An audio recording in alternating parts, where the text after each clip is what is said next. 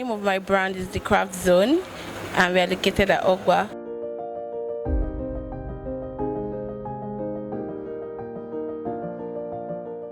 Hello everyone, so today we are at the Craft Zone to interview an entrepreneur who makes African prints only, bags and freewares. So let's get right into it. This is Oluwatosin Taiwo. The name of my brand is The Craft Zone, and we are located at Ogba.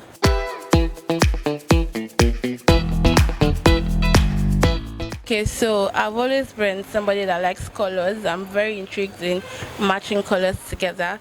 So what started the business? My mom used to travel to Ghana, yeah. She used to bring us souvenir gifts, all these Ankara bags and everything. So I felt like these bags that she brings for us, we can make something better here in Nigeria. So that was how I started making bags. I started with tote bags, so I started learning small how to make bags, and that is how the business grew.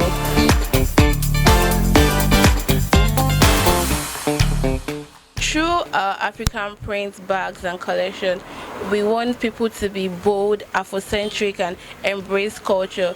So we have the belief that Ankara, Ashoke, those are our like Adire, those are our fabrics, those are our culture.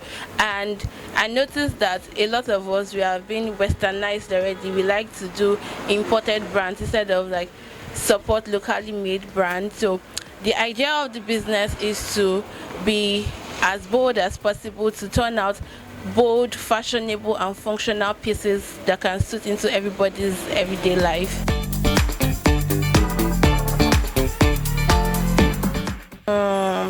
Her sourcing materials was very difficult for me at the beginning because, like, when I started out, I started testing with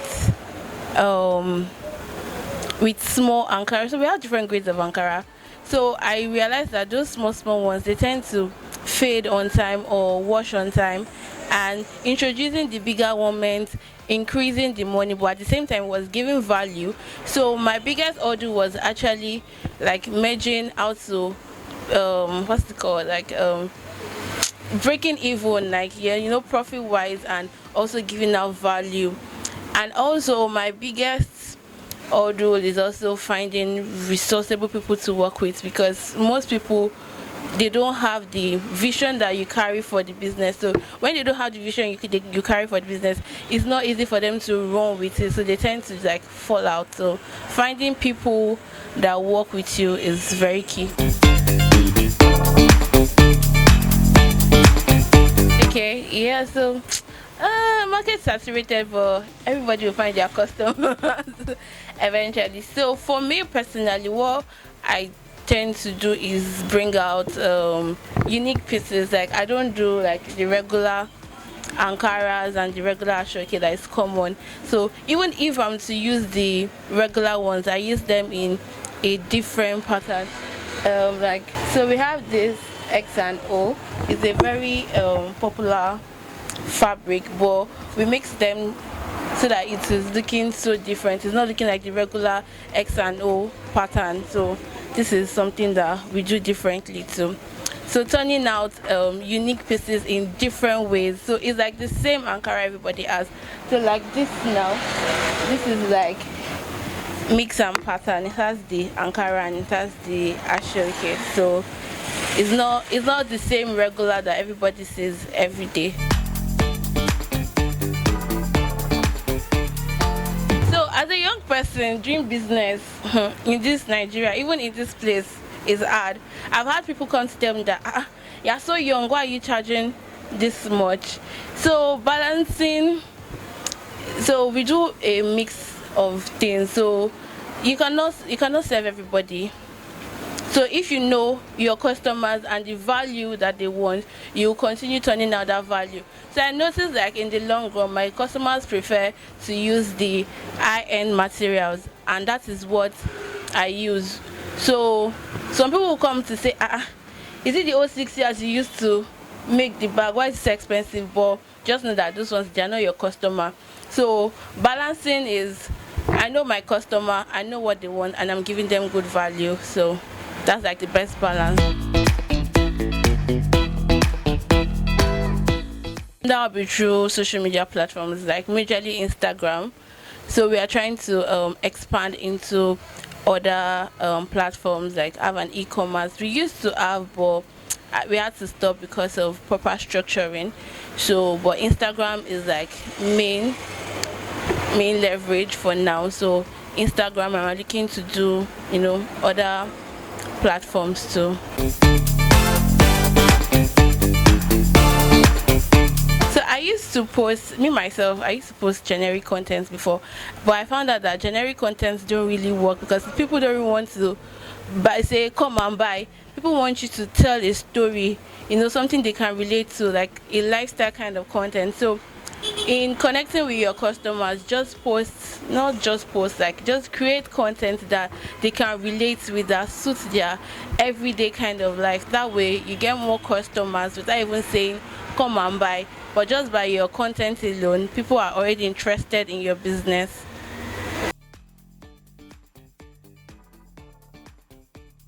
So I don't have like a full-time based team. I have like part-time people that work on contract or commission base. So in building a team and looking out and what to look out for, I look out for your dedication, your passion, and your willingness to work. Some people have the passion but they do not have the willingness and the patience to work, because bag making is a whole lot of patience. It's not just something you can just do in like 30 minutes and you're done. Like in creating just one piece of bag, you can spend like 6 to 10 hours in creating one bag. So somebody that wants to work has to have like a whole lot of patience and willingness to do the work. So that is like major thing that I look out in building a team.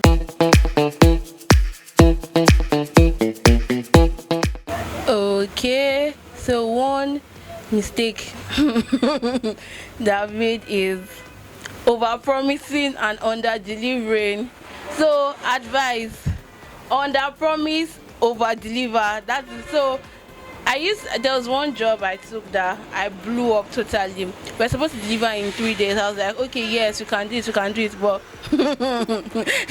we couldn't even do half of the stuff by 3 days. So after that experience I just learned that, hey, under promise your customer and over deliver. So if to say a customer is to expect their delivery, maybe in your mind that this thing will take you 3 days, I'll tell the customer we deliver in 7 days. So maybe by the 4th or 5th day we are delivering. So that is over meeting the customer's expectation. So advice: always under promise and over deliver, because anything can happen. Your machine can spoil, NEPA can cut lights, generator might not work. So very key.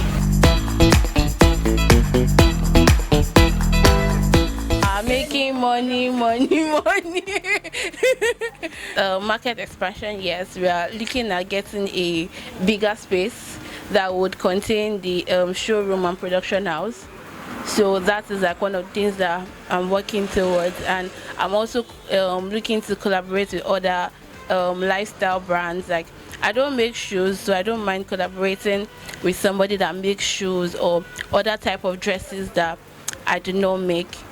So collaboration, scaling up, expansion are what we are looking at in the future. Okay, so this is our bestseller bag. For some reason, I don't understand why people really like the bag a lot, but this is like one of our bestsellers. So it is a mix of ashoke and leather, and it's like very portable. It fits into like your everyday. You can take it as a work bag, as a church bag, and that's it. And we also have the we introduced the Ankara version of it. So this is the Ankara version of the bag. It's also in leather and in Ankara instead of the ashoke that we usually have. This bag is 30k. So this bag now, Lagos, everyday Lagos life. Lagos is not easy. So the downfall kind of gives a nostalgic feeling of, trying to make ends meet, hopping from one bus to another. So that's like the idea behind the design of the bag. And also the style is like very portable. You can use it for your church outing, your casual outing, and stuff like that. So through her story, she turned her passion into profit. I am Busola Bamidele, reporting for Small Business Insights.